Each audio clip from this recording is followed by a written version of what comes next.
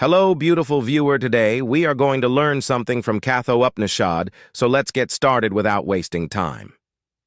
The evening prayers were just over. Now it was the question hour. The Rishi was sitting calm like a flicker-less lamp. The young students came out with their questions.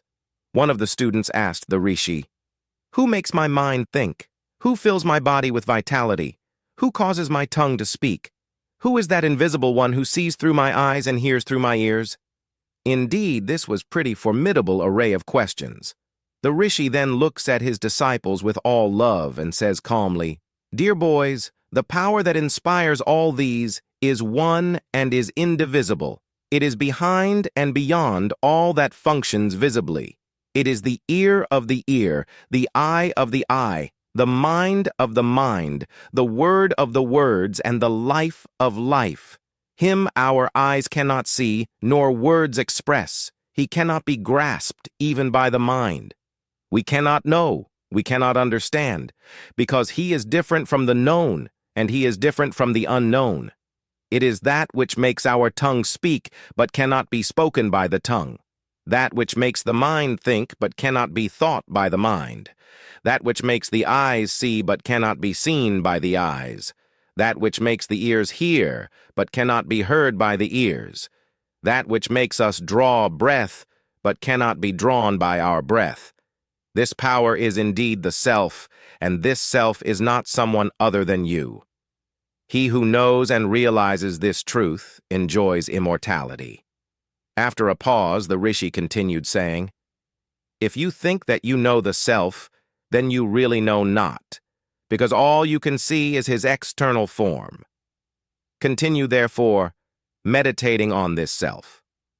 I do not think I know the self, nor can I say I know him not." Thus the student submitted himself, seeking a positive solution to his problem. Not he who says, "I know," knows it, he knows little, but the sincere seeker who begins by saying, "I know not," knows the truth in course of time.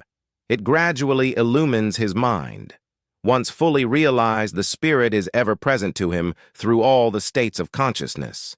His soul grows from strength to strength, and by the power of his realization of the Immaculate Presence, he becomes immortal. Thus the Rishi replied to his seeking disciples, but when he looked at their faces, he could see that some of them have not grasped the full significance of all that he spoke to them just now. So he narrated a parable to illustrate the essence of his teaching. Once upon a time, the gods defeated the demons in a certain battle. Though the victory was brought about by the power of Brahman, the gods boasted, saying, "Ours is the victory, and ours the power and glory."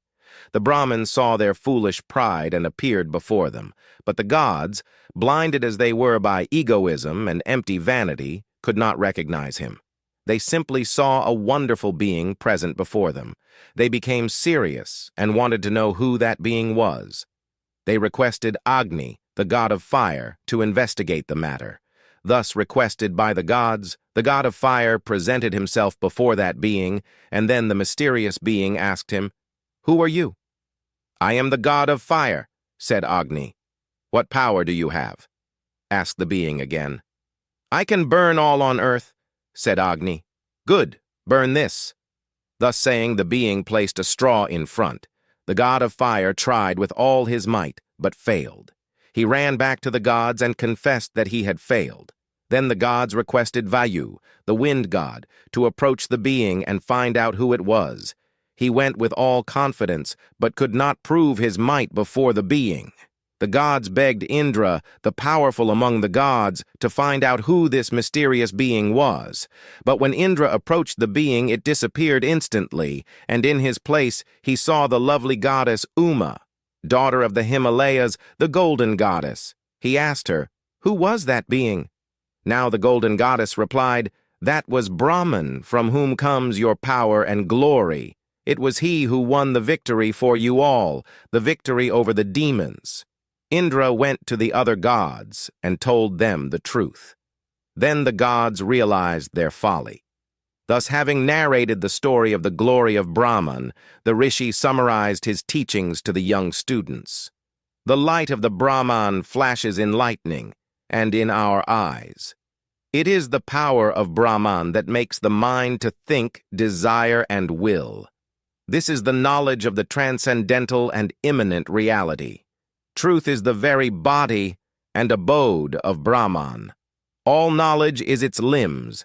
Meditation, control of the senses and passions, and selfless service of all are its support. Those who realize the Brahman shall conquer all evil and attain the supreme state. The disciples were